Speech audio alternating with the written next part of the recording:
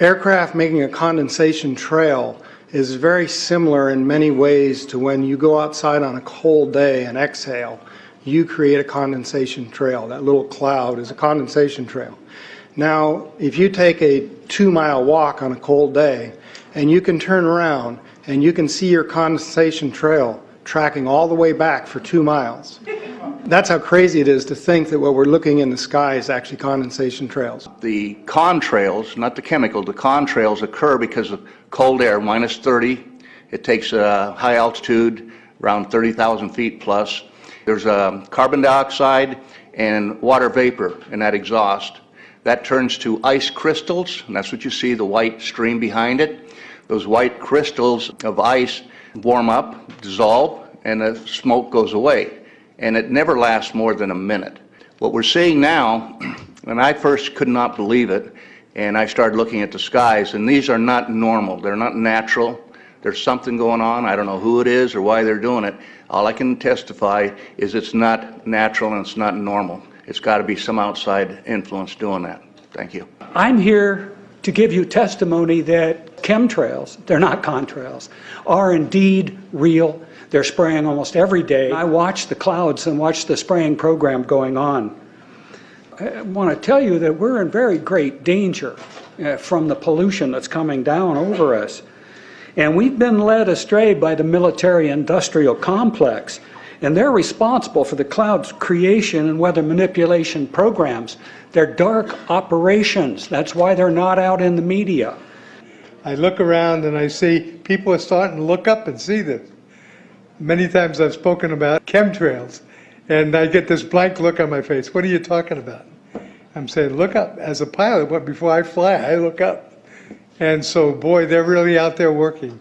When you look up at the sun and you see a white haze, that is aluminum floating in the air right now, and it's coming from the aircraft. There's a huge amount of aluminum being found because these sprays have aluminum, strontium, barium, manganese.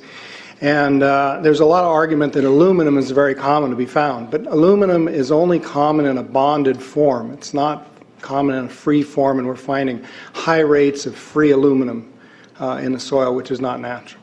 The metal compounds that are being used are environmentally dangerous. We need to be monitoring them. We need to be testing them. Okay, these previous guys, I've watched exactly what they do, and yes, they are correct. I've seen exactly the same stuff, so ditto marks on those. You want some figures? Okay, latest water test, tested the rain. 13,100 micrograms per liter of aluminum in the rain in 2013. Normally, it should be 0. So 13,100 is pretty damn much, folks. It used to be 0, then it was 100s in the 2000s, and then since 2010, it's into the 1,000s and the latest 13,100. In the snow on Mount Shasta, pristine Mount Shasta, 61,000 micrograms per liter, 4 times the amount that is found in the soil up there. Where in the hell is this stuff coming from if it's not coming from the soil? We have clouds in the sky we've never seen before. Almost every day I'm seeing clouds I've never seen before. And NASA has been even named a few of these new clouds.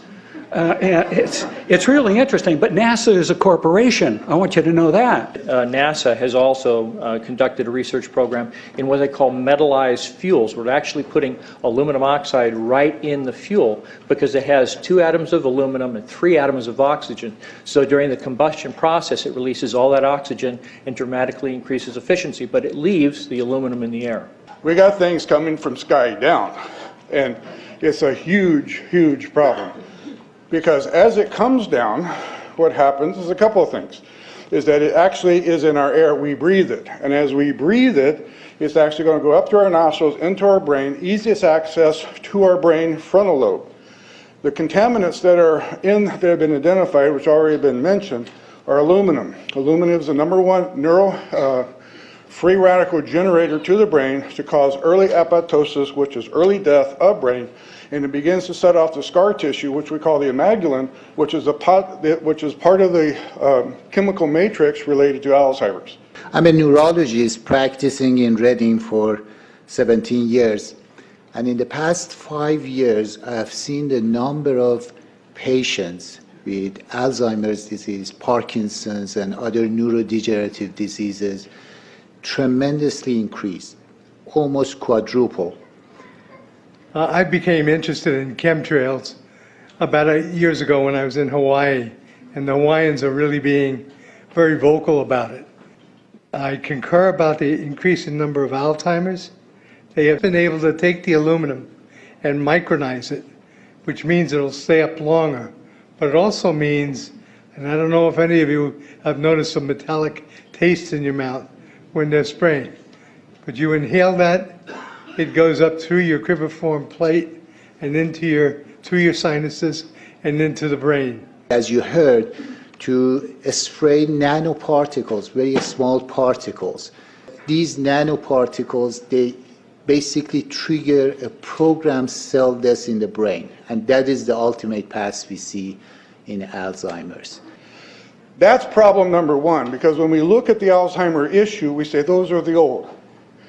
The real problem is, and the real scare I have, is as I am a father of 2, I am a grandfather of 3. So the drama is our children. ADD started in the 70s. Autism was not on the radar. There was no documents, there was no information. It was 1 in 100,000 children. Today, what we have is 1 in 48 boys. I was part of the early group that was looking for aluminum in ADD and ADHD. And all of those children that started to develop those phenomena had high levels of aluminum. When we figured out protocols to detox them out, to free the body of those particular contaminants, what happened is that their brains came back. When we do this to the age, it doesn't come back as quick, but it will come back. But I'm seeing Alzheimer's in 56 years old. Back in the 70s, Alzheimer's when you were 80. If you remember 8 to 10 years ago, there was this big move to get rid of aluminum from underarm deodorant because it would cause Alzheimer's. Look what they're doing to us now. I want to give you a little bit of history on the background behind nanoparticles has been described before. A nanometer is 1/1000th of a meter. It's very small. In fact, if you have particles, say, that are 40 or 50 nanometers across, you can take and line 50 of them up next to a single red blood cell. These things are extremely tiny. They're pervasive. The collapse and decrease of agriculture is something I worry about even more than the previous info about autism and Alzheimer's. Believe me, I'm seriously concerned with what I'm watching. As a wildlife biologist, I've been watching the ecosystem collapse. When you lose all your stream organisms, when you have aluminum overload in your streams, you're killing your microbial bacteria and you're disrupting the entire ecosystem. So it goes way beyond just a little bit of pollution. How did Monsanto know to create aluminum-resistant plants? I don't think I've heard anybody ask that question. Okay. Insects. I've done studies in Siskiyou County. They're at 20% of normal. The aquatic insects basically made a nosedive in 2006 to about 20% of normal. So far this year, I've sampled 200 trout stomachs. 98% of them are empty. So sorry about the trout fishing, fellows. The mayflies, stoneflies, dipterus, and caddisflies are damn near gone. The terrestrial sampling is down to about 20% of normal, except for pest species like ants. We're seeing a loss of the major bird species, and as the gentleman said, the ecosystem is unraveling, and Audubon's been telling you that for years. The materials that are going into the environment right now, aluminum oxide nanoparticles and barium nanoparticles, these just happen to be the same materials that they use in nanothermate explosives. And so when this stuff settles down out of the air into the environment, it is small enough to be absorbed through the root structure of the trees in the forest. And so when there's a forest fire, and there will be a forest fire, those fires burn dramatically hotter. The point is that the cost of firefighting, the cost in the healthcare system have nearly doubled in the last 10 years. The amount of acreage is lost because of fires. The impact on human health is dramatic.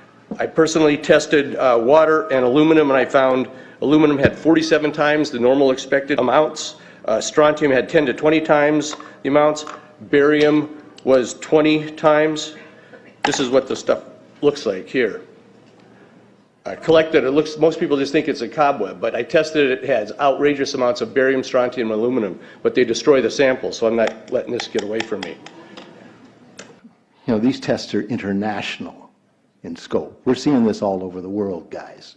Okay, pH of acid soils is 20 times more alkaline. The aluminum in the soil has doubled in the last 10 years.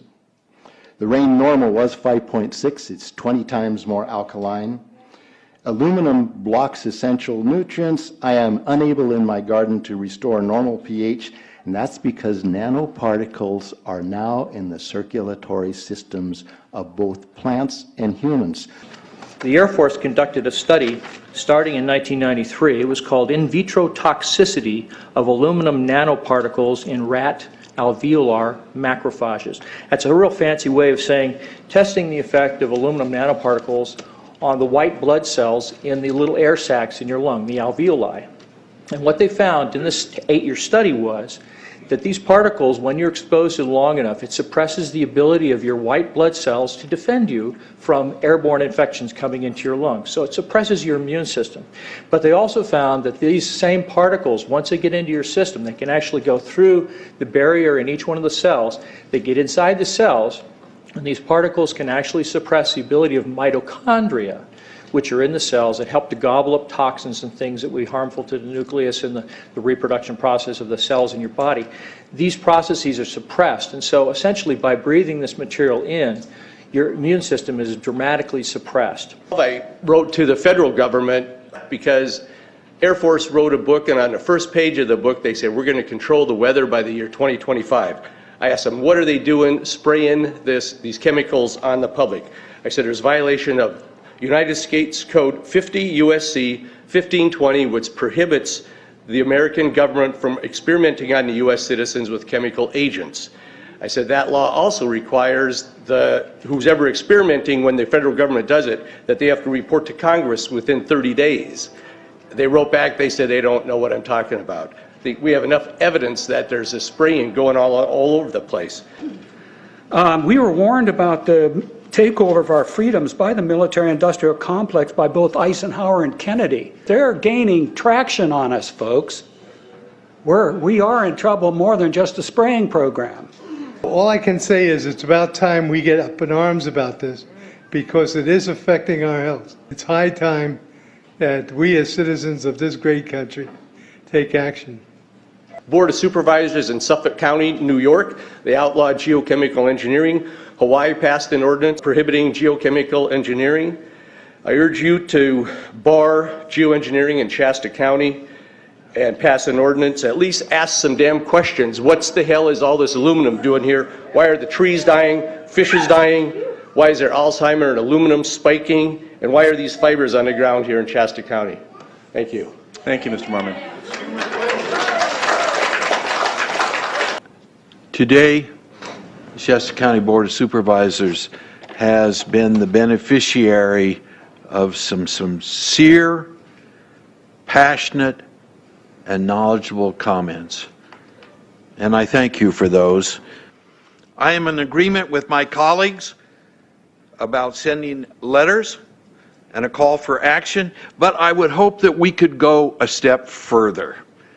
I would like for us to send a copy of this video where all of you spoke today, all 2.5 or 3 hours of this testimony, to be sent to our senators and our U.S. representatives, and also our representatives in the state of California. We'll do that. Let them listen to the passion that came out of this meeting today. Thank you.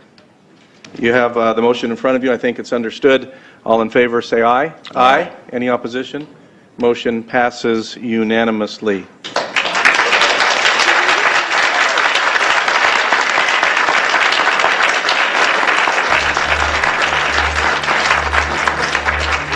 It wouldn't surprise me at all if the response is one that exceeds far the boundaries of Shasta County in terms of the platform that is offered, as evidenced by those who attended today from around the world.